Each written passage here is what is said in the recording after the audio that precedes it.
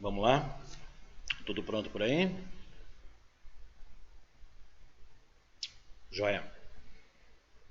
Olá, eu sou o Mauro Câmara Júnior, hipnoterapeuta, e continuamos hoje aqui com as nossas leituras, as leituras de transtornos mentais, estudos descritos no Manual Estatístico de Transtornos Mentais, do DSM-5. Para quem está acompanhando todos esses nossos vídeos, eu estou utilizando a versão 5ª edição, para quem quiser acompanhar no livro físico desse manual. Seja bem-vindo quem não me conhece, inscreva-se no meu canal, curte o vídeo. Se a respeito de todo esse estudo você tiver alguma dúvida, comenta aqui embaixo, deixa a tua sugestão ou tua análise, ou se tiver alguma questão, coloque aqui embaixo nos comentários que eu respondo. Tá? Lembrando que essas leituras nós estamos lendo e estudando superficialmente nesse vídeo todos esses transtornos, a fim das pessoas conhecerem, entenderem, quem sabe até terem uma percepção de que se pode haver algum critério ou não que se encaixe dentro de alguma situação que você esteja vivendo, ou uma pessoa conhecida, alguém próximo a você. Tá? Lembrando aos meus alunos, após esse vídeo nós teremos os outros vídeos, que é o vídeo de análise mais profunda a respeito desse transtorno, e depois ainda como fazer esse tratamento dentro de consultório para tratar esse transtorno. Tá joia? Bem, vamos hoje então, dando continuidade aos estudos aqui, às leituras. Para quem me acompanha diretamente aí no livro físico, hoje esse transtorno aqui. Hoje nós vamos falar sobre transtorno de ansiedade social, mais conhecido como a fobia social, tá? Quem está no livro físico vai me acompanhar e ele inicia na 5ª edição pela página número 202. Ok? Como sempre, vamos fazer a leitura. O que eu achar necessário, eu comento. O que eu achar que não é muito necessário, eu passo para frente para acelerar, eu pulo, tá? E mesmo assim, dentro de tudo isso, se achar alguma coisa que seja válida, quiser comentar, nos comentários aqui abaixo e aos meus alunos lá na plataforma das nossas formações. Tá joia? Então vamos iniciar aqui. E hoje eu vou fazer um pouco diferente. Né? Normalmente eu começo aqui pelos critérios diagnósticos, né? Principalmente aí a terapeutas e ao pessoal da saúde mental que está querendo se aprofundar dentro de diagnóstico. Né? Geralmente eu começo pelos critérios diagnósticos. Hoje eu vou começar diretamente pela característica, onde é que está aqui? Pelas características, e nas características nós vamos perceber que eles têm os critérios, né? Eles mostram os critérios, e a cada critério nós vamos buscar nos critérios de diagnóstico o que significa cada um, tá joia?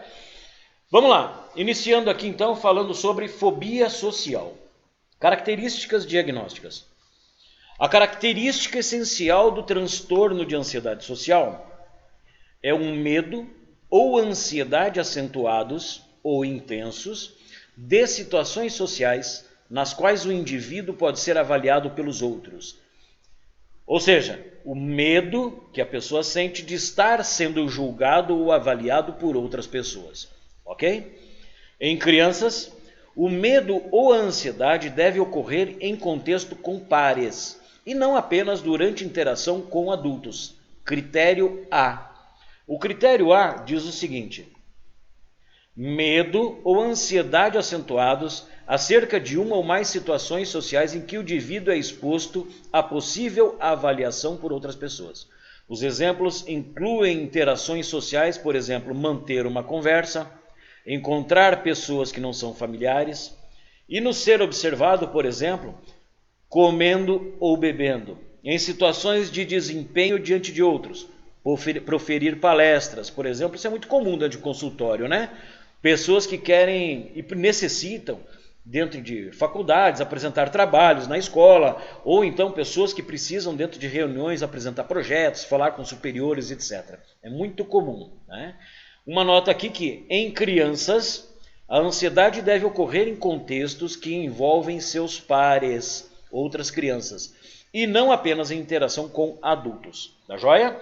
Voltando às características, quando exposto a essas situações sociais, o indivíduo tem medo de ser avaliado negativamente. Ele tem a preocupação de que será julgado como ansioso, débil, maluco, estúpido, enfadonho, amedrontado, sujo ou desagradável. Esse sujo ou desagradável, entendo que é uma emoção interna, né? Não que ele seja sujo, mas a percepção, a sensação interna de julgamento, ele se sente que pode ser caracterizado como sujo. Tá? O indivíduo teme agir ou aparecer de certa forma ou demonstrar sintomas de ansiedade, tais como ruborizar, tremer, transpirar, tropeçar nas palavras, que serão avaliados negativamente pelos demais. Como diz o critério B, critério de diagnóstico B, diz o seguinte, está aqui em cima. O indivíduo teme agir de forma a demonstrar sintomas de ansiedade que serão avaliados negativamente. Será humilhante ou constrangedor, provocará uma rejeição ou ofenderá outros. Esse é o critério de diagnóstico B. Ok? Alguns têm medo de ofender os outros ou de ser rejeitado como consequência. O medo de ofender outros, por exemplo, por meio de um olhar ou demonstrando sintomas de ansiedade, pode ser o medo predominante em pessoas de cultura com forte orientação coletivista. O indivíduo com medo de tremer as mãos pode evitar beber, comer, escrever ou apontar em público. Um com medo de transpirar pode evitar de apertar as mãos ou comer alimentos picantes. E um com medo de ruborizar pode evitar desempenho em público, luzes brilhantes ou discussão sobre tópicos íntimos. Alguns têm medo e evitam urinar em banheiros públicos quando outras pessoas estão presentes. Parurese, síndrome da bexiga tímida. Lembrem de uma coisa que é muito comum, então percebam que tudo é uma relação de ação-reação ou reação em relação a comportamentos. Perceba que à medida que essa pessoa começa a gerar comportamentos de evitação, né, a respeito das suas ansiedades, a respeito dos seus pensamentos, a respeito daquelas emoções que ele não quer que as outras pessoas apercebam, ele começa a gerar novos comportamentos de evitação. Então ele evita se confrontar com comportamentos que possam demonstrar aquele problema que ele tem ou aquele medo que ele tem. Tá joia? As situações sociais quase sempre provocam medo ou ansiedade. Ele evita aquela ação, ou melhor, a ansiedade ou aquela crise ou aquele medo aparece para fazer ele evitar aquele problema, que é o critério C. Critério C, as situações sociais quase sempre provocam medo ou ansiedade. Nota, em crianças, o medo ou ansiedade pode ser expresso chorando, com ataques de raiva, imobilidade, comportamento de agarrar-se, encolhendo-se ou fracassando-se em falar em situações sociais. Joia? Critério C. Assim, um indivíduo que fica ansioso apenas ocasionalmente em situações sociais não seria diagnosticado com transtorno de ansiedade social. Entretanto, o grau e o tipo de medo de ansiedade podem variar. Por exemplo, ansiedade antecipatória, ataque de pânico em diferentes ocasiões. Percebam, não quer dizer porque em um ponto ou outro o sujeito teve sintomas de evitação ou teve sintomas de crise de ansiedade quando foi exposto a alguma situação, isso não caracteriza diagnóstico. Percebe? Isso é quando se torna alguma coisa recorrente, quando se torna um comportamento. Tá joia?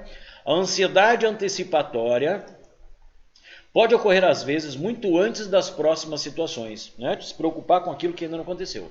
Preocupar-se todos os dias durante semanas antes de participar de um evento social. Repetir antecipadamente um discurso por dias. Isso é muito comum dentro de consultório hoje em dia. Pessoas com medo, né, de alguma coisa que vai acontecer e aquilo não sai da cabeça. Então, na realidade, ela está prevendo, é o premonitório, você está prevendo alguma coisa que ainda não aconteceu. E aquilo, de certa forma, persegue tanto a mente da pessoa que coloca ela em estado de ansiedade antes da situação acontecer, né? Em crianças, o medo ou ansiedade pode ser expresso por choro, ataques de raiva, imobilização, comportamento de agarrar-se ou encolher em situações sociais. Os indivíduos com frequência evitarão as situações sociais temidas ou então as suportarão com intenso medo ou ansiedade. Critério D. Vamos voltar para o critério D. O que é aqui? As situações sociais são evitadas ou suportadas com intenso medo ou ansiedade. Ok?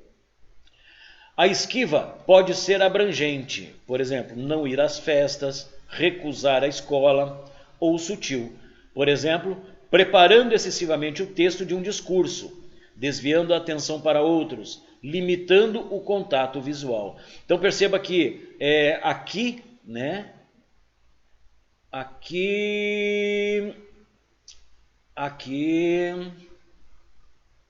na situação sutil, perceba que ele faz o enfrentamento da situação que coloca ele em estado de ansiedade ou de fobia, ele enfrenta, porém o que acontece é que ele começa a desenvolver recursos para enfrentar aquilo, né? Ou seja, ele está com medo, ele está passando mal, mas ele vai, ele apresenta, ele até sente os sinais da fobia, da ansiedade, mas ele enfrenta, ok?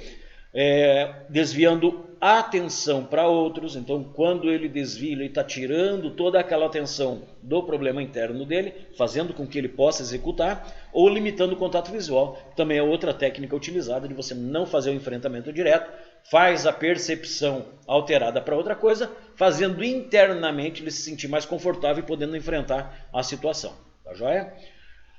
O medo ou ansiedade é julgado desproporcional ao risco real de ser avaliado negativamente ou as consequências dessa avaliação negativa. Critério E. O critério é o seguinte: o medo ou ansiedade é desproporcional à ameaça real apresentada pela situação social e o contexto sociocultural. Vamos lá? O medo e a ansiedade é desproporcional à ameaça real. Então perceba, a pessoa tem uma palestra para apresentar. Você tem uma palestra para apresentar, o que você vai fazer? Você vai estudar antes. Você vai estudar aquela palestra, você vai estudar o teu material para você desenvolver uma boa palestra. Vai te gerar dentro de você uma ansiedade? Vai. Não quer dizer que você tem crise de ansiedade ou fobia social por causa disso. Por quê? Porque você tem uma situação onde vai te colocar em confronto. Lógico que você quer fazer uma boa apresentação para não ser julgado. Você estará se expondo à situação, ok? Aquela tua ansiedade é uma situação proporcional à situação. É diferente, por exemplo, se a gente vê, por exemplo, uma cobra. Se você vê uma cobra perto de você, ou uma aranha daquelas grandonas, provavelmente o teu estado de ansiedade vai ser enorme, o medo vai ser enorme. É uma reação real em relação ao medo.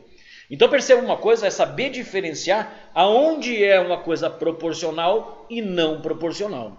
No caso da fobia social, todo esse contexto de critérios diz o seguinte: o medo e os sintomas desse paciente antes dessa apresentação, dessa palestra, são totalmente fora de um contexto real.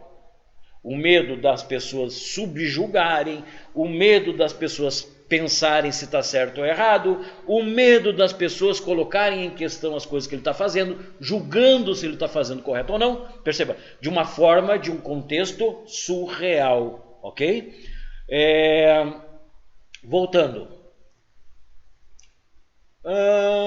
Critério E. Às vezes a ansiedade pode não ser julgada excessiva, porque está relacionada a um perigo real. Acabamos de falar agora do perigo real lá da cobra, né? Olha aqui, ó, um outro exemplo. Ser alvo de bullying ou atormentado pelos outros. A pessoa começa a evitar ou não querer ir para a escola. Começa a dar reações de fobia social. Ele começa a dar sintomas de fobia social, ele começa a gerar nele um comportamento de evitação de ir para a escola, cria nele sintomas de ansiedade extrema. Esse diagnóstico de ansiedade, de fobia, de ele não querer ir para a escola, é real. Por quê? Porque esse menino está indo para a escola e está sofrendo bullying. Ou seja, existe um contexto real por trás que provoca essa situação. Então entenda uma coisa, quando percebemos que existe um contexto real na situação, você não pode considerar que seja um transtorno de fobia social. Simplesmente ele está gerando dentro dele um comportamento para evitar alguma coisa que está colocando em risco real. Então perceba que isso não é critério de diagnóstico, tá joia? Isso não é uma característica para caracterizar o diagnóstico. Ok. No entanto, os indivíduos com transtorno de ansiedade social, com frequência, superestimam as consequências negativas das situações sociais. E assim, o julgamento quanto a ser desproporcional é feito pelo clínico. Eu estou sendo ouvido aqui pelo Google. Deixa eu desligar aqui meu Google. O desproporcional é feito pelo clínico. Aqui é muito legal a parte de superestima. Internamente dentro dele, os resultados de julgamento, dentro da cabeça dele, ele superestima, ele supervaloriza, ele aumenta, né? O contexto sociocultural do indivíduo precisa ser levado em conta quando está sendo feito este julgamento. Por exemplo, em certas culturas, o comportamento de outra forma parece socialmente ansioso, pode ser considerado apropriado em situações sociais. Ele pode ser visto como um sinal de respeito. Dentro de critério de diagnóstico de características, deve ser levado em conta o contexto social de cada paciente. O que para mim pode ser uma situação que me coloca em risco dentro do que eu fui criado, dentro da minha sociedade onde eu vivo, em outro local, pode ser um sinal de respeito, ok? A duração do transtorno é geralmente de pelo menos 6 meses. Critério F. Vamos voltar aqui, critério F. O medo, ansiedade ou esquiva é persistente, geralmente durando mais de 6 meses. Você vai perceber muito, tenho casos recentes. O paciente não consegue tirar a carteira de motorista. E nesse processo de tirar a carteira de motorista faz 3 anos que falta apenas fazer a parte de condução, né, a parte real de dirigir e fazer a prova. Já fez toda a parte teórica, estudou, foi tudo bem. E quando chega nesse momento de fazer toda a parte prática, né, parte prática que fala, toda essa parte prática, começam a vir as respostas de evitação. E por incrível que pareça, as respostas acabam surgindo e sendo criadas pelo próprio paciente. Ele inventa uma doença, ele inventa um problema, ele inventa um compromisso, ele inventa situações dentro do meio dele para ele poder desmarcar, para ele poder cancelar ou para ele postergar isso cada vez mais para frente. Não estamos falando de 6 meses, estamos falando de 2 anos. Então perceba uma coisa, o indivíduo ele começa a aceitar esse novo comportamento, ele começa a não só aceitar, mas justificar esse comportamento por outras ações, né? A fim de protelar por medo do enfrentamento disso aí. Então perceba que você tem que ter pelo menos aí uma duração de mais de 6 meses para você ter essa percepção, para ter essa característica realmente enquadrada dentro de um critério do teu diagnóstico, tá joia?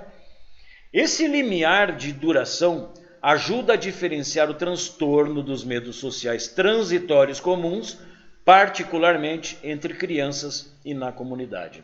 Contudo, o critério de duração deve ser usado como um guia geral, com a possibilidade de algum grau de flexibilidade.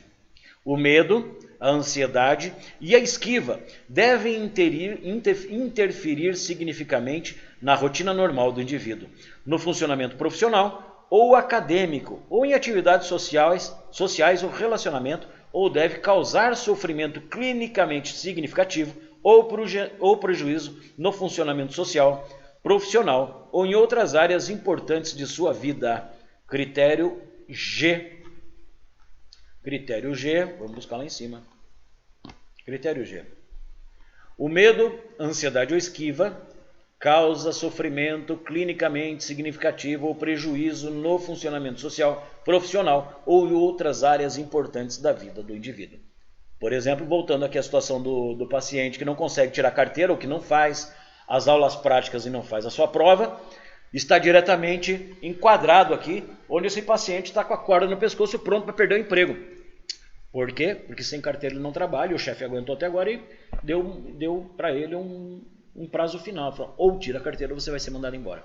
Então perceba que quando você chega em uma situação dessa, onde o teu paciente, onde a pessoa esteja tendo um sofrimento interno, ou quando isso está representando algum tipo de benefício dentro da vida social, seja familiar, ou seja, ele como pessoa ou profissional, dá para caracterizar como uma das características de diagnósticos. Tá joia?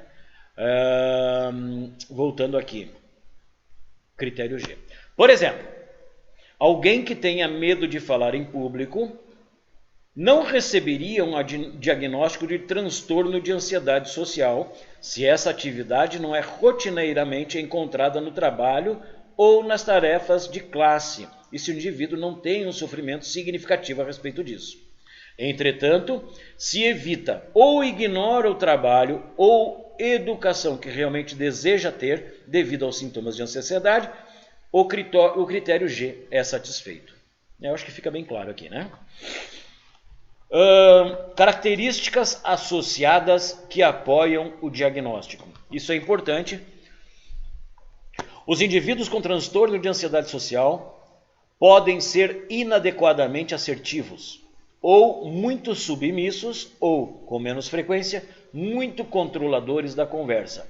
Geralmente eles utilizam da habilidade de controlar uma conversa, ou de ser hábil no controle da conversa, justamente para poder direcionar as ações, as reações e o caminho a ser conduzido para evitar dele ter que se colocar em situações que o coloquem em risco. Podem mostrar uma postura corporal excessivamente rígida ou um contato visual inadequado, ou falar com voz extremamente suave. Podem ser tímidos ou retraídos e ser menos abertos em conversas a revelar um pouco a seu respeito. Podem procurar emprego em atividades que não exigem contato social, embora esse não seja o caso para indivíduos com transtorno de ansiedade social, somente desempenho. Podem sair de casa dos pais mais tarde. Os homens podem retardar o casamento e paternidade, enquanto as mulheres que gostariam de trabalhar fora de casa podem viver uma vida inteira como donas de casa. A automedicação com substâncias é comum, por exemplo, beber antes de ir a uma festa. A ansiedade social entre adultos mais velhos também pode incluir a exacerbação de sintomas de doenças médicas, como tremor aumentado ou taquicardia. O rubor é a resposta física característica do transtorno de ansiedade social. Ok? Prevalência, aqui eu vou deixar um estudo mais específico depois do pessoal da formação. Curso de desenvolvimento, importante. A idade média de início do transtorno em ansiedade social, e aqui estamos falando dos Estados Unidos, ok? É de 13 anos. 70% e 75% dos indivíduos têm idade de início entre 8 e 15 anos. O transtorno, ocasionalmente, emerge da história infantil de inibição social ou timidez nos estudos norte-americanos e europeus. O início também pode ocorrer no princípio da infância, ok? Aqui eles falam bastante da onde que entra, da onde que não entra. Acho que agora aqui o que é importante é isso aqui, ó. A detecção do transtorno de ansiedade social em adultos mais velhos pode ser desafiadora devido aos diversos fatores, incluindo foco nos sintomas somáticos, doença médica comórbida, insight limitado, mudanças no ambiente ou nos papéis sociais, os quais podem obscurecer o prejuízo do funcionamento social psíquico. Isso aqui é o mais importante para você que trabalha dentro da área de transtornos emocionais, com pacientes diretamente em processo terapêutico, ter atenção a isso aqui, ok? Fatores de risco e prognóstico. Temperamentais. Os traços subjacentes que predispõem os indivíduos ao transtorno de ansiedade social incluem inibição comportamental e medo de avaliação negativa. Já falamos bastante isso lá atrás. Aqui não interessa. Genéticos e fisiológicos, é importante. Os traços que predispõem os indivíduos ao transtorno de ansiedade social, como inibição comportamental, são fortemente influenciados pela genética. Essa influência está sujeita à interação gene-ambiente, ou seja, Crianças com alta inibição comportamental são mais suscetíveis às influências ambientais, tais como um modelo socialmente ansioso por parte dos pais. Além disso, o transtorno de ansiedade social pode ser herdado, embora a ansiedade do tipo somente desempenho seja menos. Parentes de primeiro grau têm uma chance de 2 a 6 vezes maior de ter o transtorno, e a propensão a ele envolve a interação de fatores específicos, por exemplo, medo da avaliação negativa e fatores genéticos não específicos, neuroticismo. Importantíssimo aqui para você que é terapeuta. Tá joia? Consequências funcionais do transtorno de ansiedade social. Deixa eu silenciar meu WhatsApp aqui que está pitando. Vou botar aqui no silencioso que tem muita gente me chamando essa hora aqui. Vamos lá. Consequências funcionais do transtorno de ansiedade social.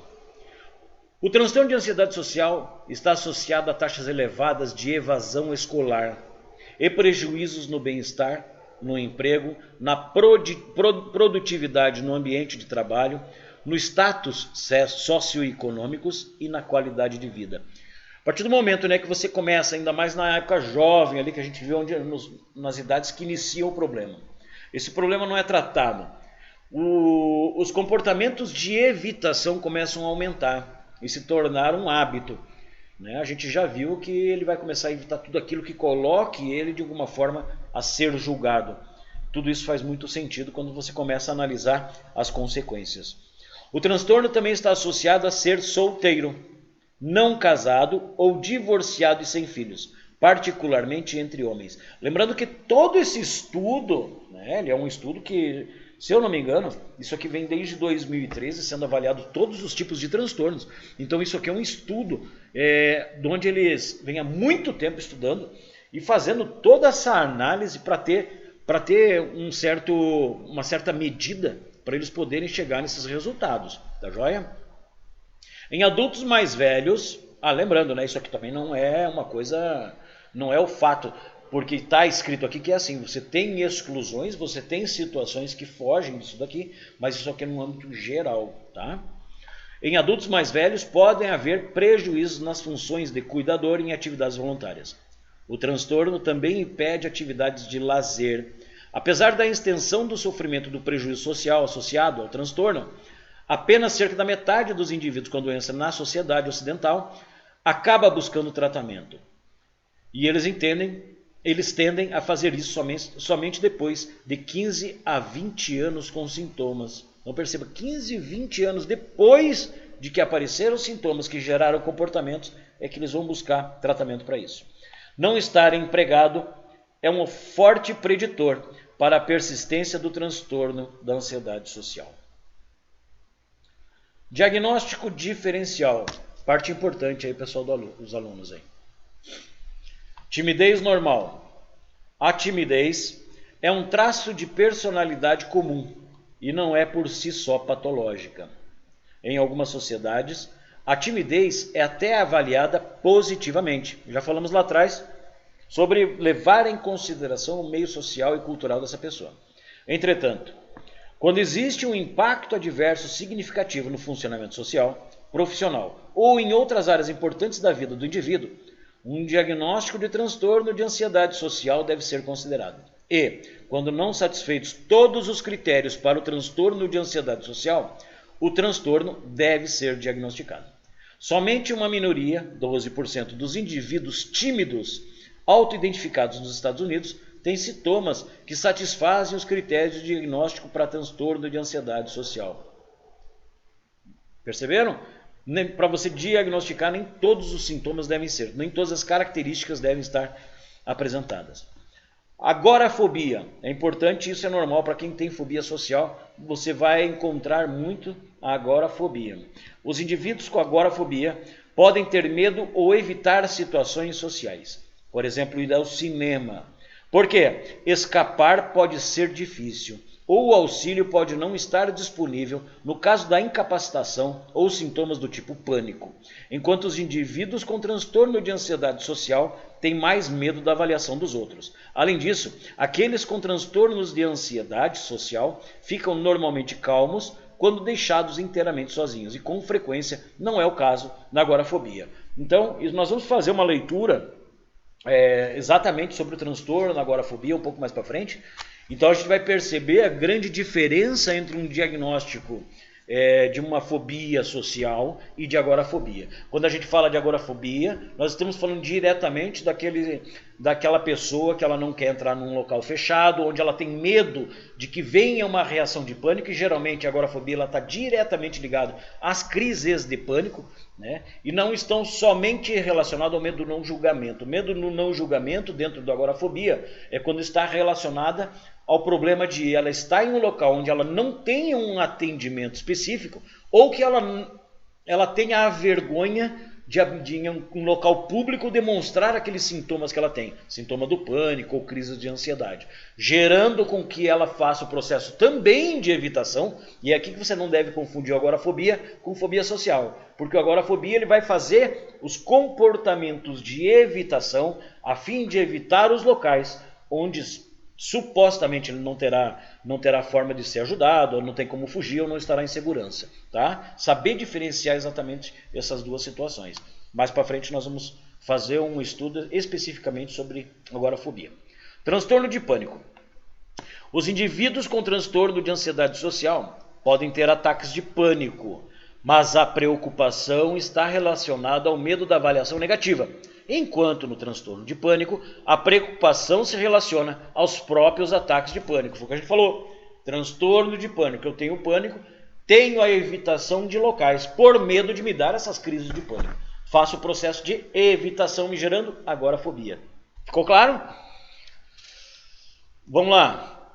Transtorno de ansiedade generalizada. E até agora a gente ainda não fez o estudo, está programado acho que para a próxima semana. O transtorno de ansiedade em si, né, ele é um estudo aqui bem mais longo, né, ele abrange muita coisa e a gente vai ter que fazer provavelmente em 2, 3 partes. Tá? Mas vamos lá. Nós estamos vendo aqui diferencial. Ok.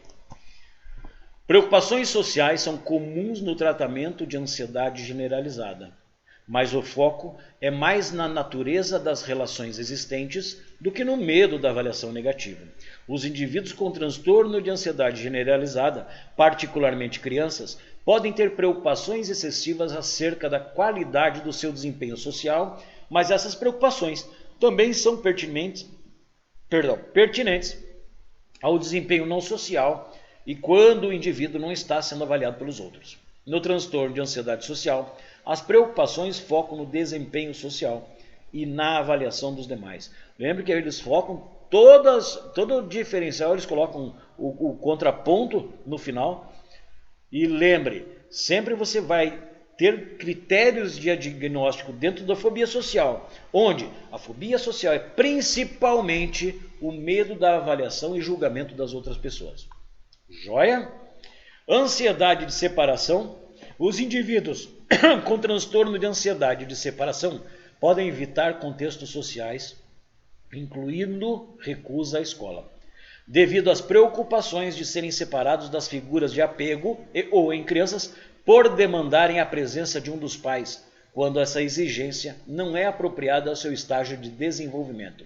Geralmente ficam confortáveis em contextos sociais, quando a figura de apego está presente, ou quando estão em casa, enquanto aqueles com transtorno de ansiedade social podem ficar desconfortáveis quando ocorrem situações sociais em casa ou na presença das figuras de apego. Muito, muito comum. Né? Então esse é um diagnóstico, uma característica, né, em relação diferencial do transtorno de fobia social. Então perceba, isso é outra situação diferente quando a gente fala do transtorno de ansiedade de separação. Comum muito hoje em crianças, onde você tem toda aquela redoma protetora em cima das crianças, agradando as crianças, ou sempre dando aquele apoio total às crianças, deixando de que essas crianças enfrentem as situações ou aprendam com as situações do dia a dia, fazendo com que essa diferenciação do transtorno de separação faça o diferencial entre o transtorno de fobia e fobia social. Tá? Não confundir uma coisa com a outra. E dentro do diagnóstico, dentro das características, você tem que fazer esse processo de eliminação para saber se o teu tratamento vai ser direcionado para uma fobia social ou se vai ser para uma ansiedade de separação. Fobias específicas. O indivíduo com fobias específicas pode ter medo de constrangimento ou humilhação.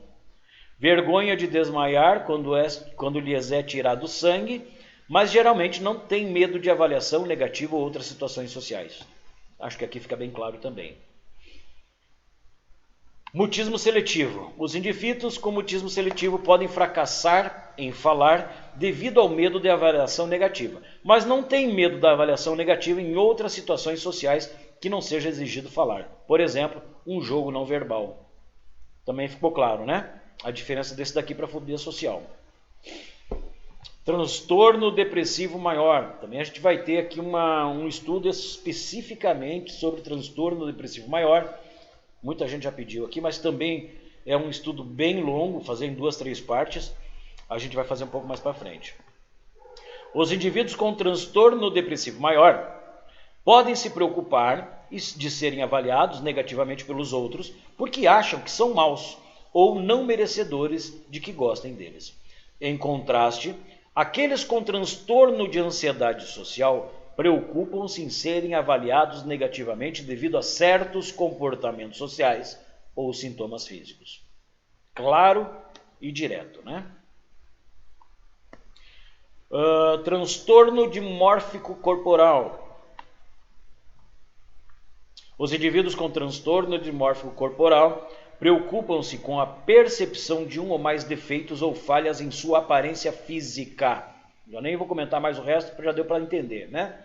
Enquanto fobia social, o sujeito se preocupa com a avaliação de seus comportamentos, as pessoas julgarem ele por seus comportamentos. O dismórfico corporal vai se preocupar com deficiências físicas, né? Com seu corpo, né? Essa é a grande diferença. Transtorno delirante. Os indivíduos com transtorno delirante podem ter delírios ou alucinações não bizarros relacionados ao tema delirante que foca em ser rejeitado por ou em ofender os outros. Embora a extensão do insight das crenças acerca das situações sociais possa variar, muitos indivíduos com transtorno de ansiedade social têm bom insight de que suas crenças são desproporcional à ameaça real apresentada pela situação social. Essa é a grande diferença, né, em relação, e quando você tiver aí alguma característica que você tenha e não saiba definir exatamente se estamos falando de transtorno delirante ou fobia social, perceba que o insight de cada paciente, dessas duas características, são diferentes. Internamente, a percepção de quem tem fobia social tem a percepção de que aquilo é um problema e de que aquilo dentro dele acontece, sabendo que aquilo ele consegue ter esta percepção. E quanto ao transtorno delirante, ele não tem essa percepção. Transtorno do espectro autista.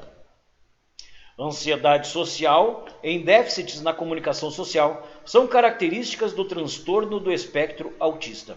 Os indivíduos com transtorno de ansiedade social geralmente têm relações sociais adequadas à idade e capacidade de comunicação, embora possam parecer ter prejuízos nessas áreas quando inicialmente interagem com pessoas ou adultos estranhos.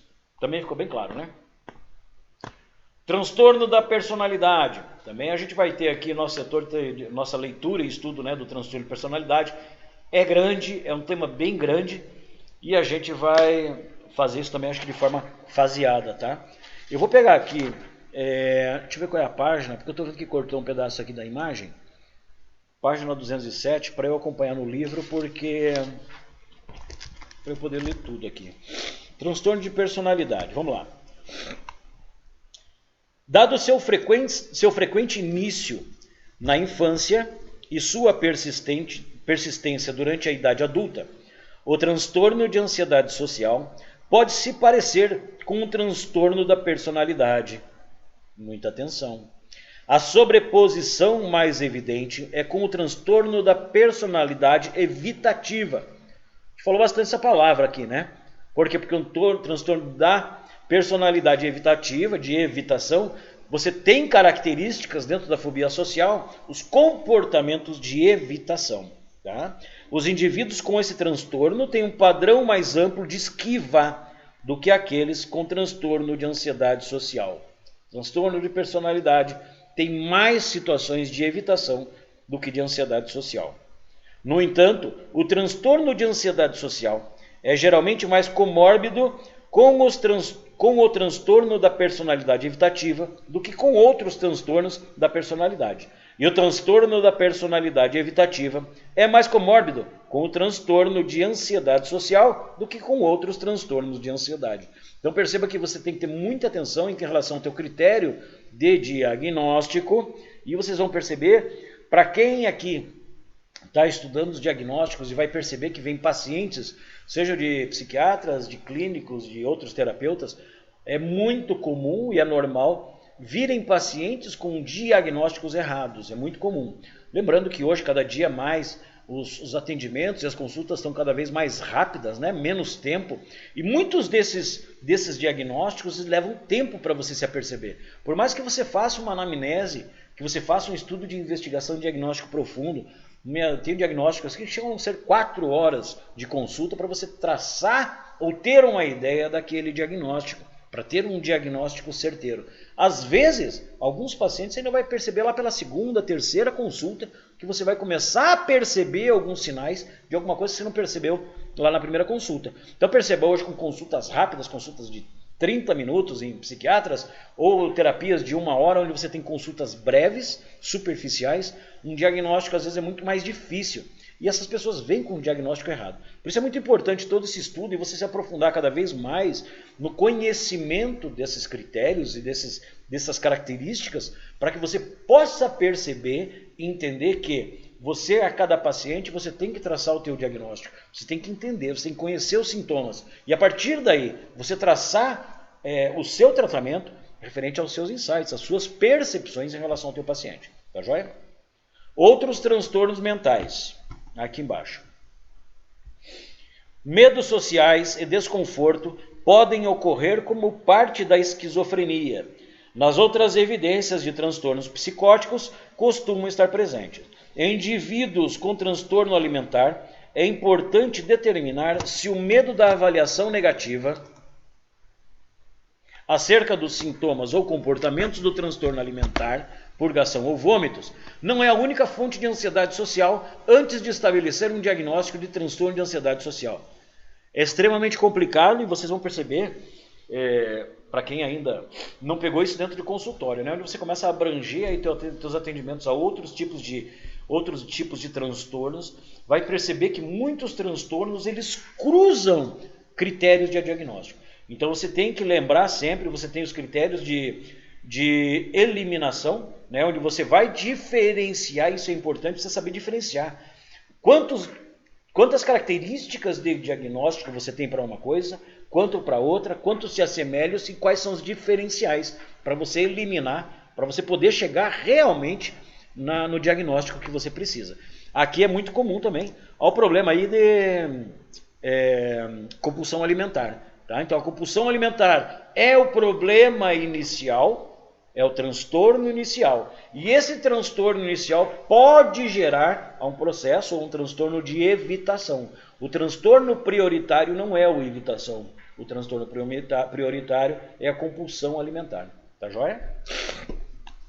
Outras condições médicas. Condições médicas podem produzir sintomas constrangedores. Por exemplo, o tremor da doença de Parkinson.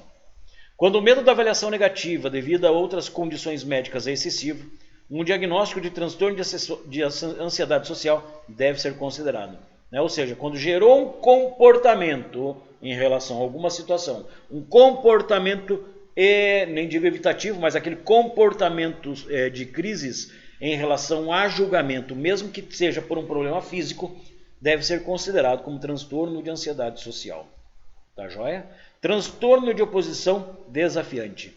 A recusa em falar devido à oposição de figuras de autoridade deve ser diferenciada do fracasso em falar devido ao medo da avaliação negativa. Comorbidade. O transtorno de ansiedade social é com frequência comórbido com outros transtornos de ansiedade. Transtorno depressivo maior e transtornos por uso de substâncias. E seu início geralmente precede de outros transtornos, exceto fobia específica, que também a gente vai ver mais para frente, e o transtorno de ansiedade de separação, que nós vamos analisar mais profundamente para frente também. O isolamento social crônico, no curso de um transtorno de ansiedade social, pode resultar em transtorno depressivo maior. A comorbidade com depressão é alta também em adultos mais velhos.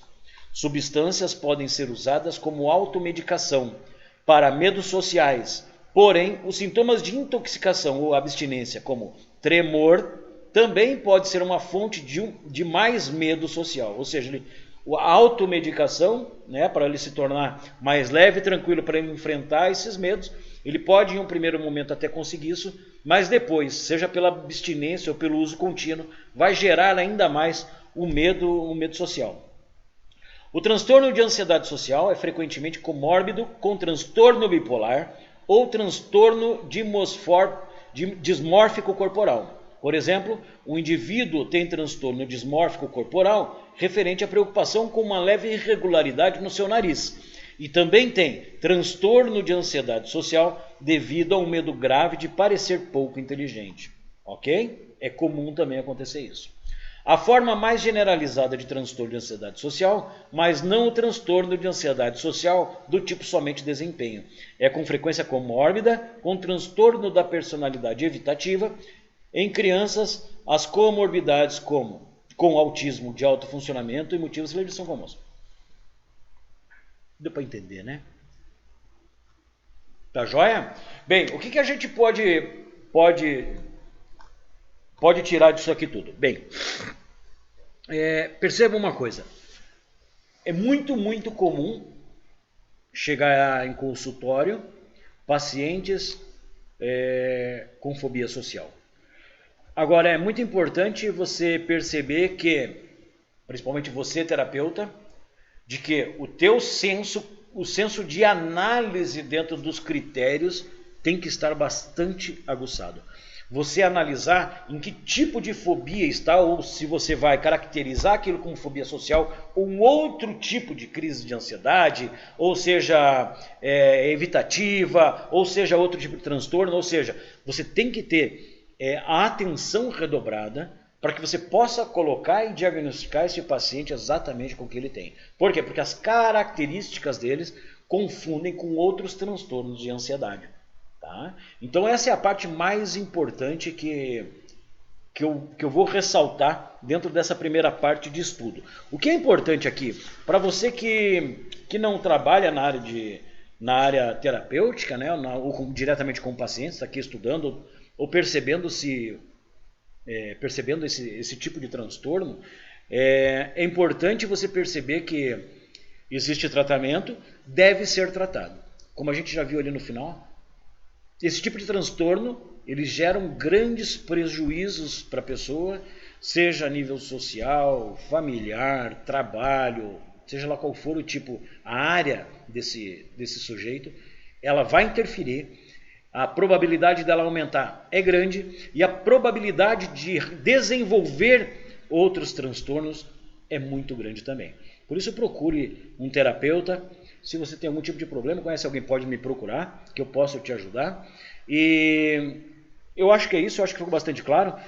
Caso você tenha alguma dúvida ou queira colocar algum comentário, alguma pergunta, qualquer coisa, pode colocar aqui embaixo nos comentários aos meus alunos lá na nossa plataforma de formação. E para a semana, acredito aí que a gente pode começar aí a analisar mais profundamente aí as crises de ansiedade, né? Tem bastante gente me pedindo ansiedade.